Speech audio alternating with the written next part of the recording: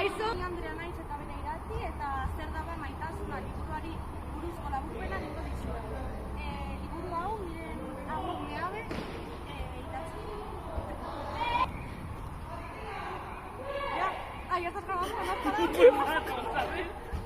Bueno, liburuaren ideia nagusia oso ona da, gustatu zaigu, baina gero estruktura, oso nazgarria da, ez da oso ondo ulertzen.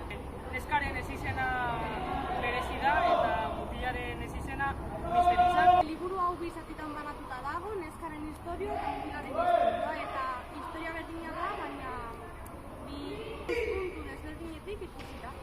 Maitasun historia bat da. Honekin bukatzen dugu. Bueno, hau da guztia, ez dago gehiago esateko. Liburu irakurri nahi baduzu. Espero dugu bideo hau zuen gustukoa izatea eta nota ona ipintzea.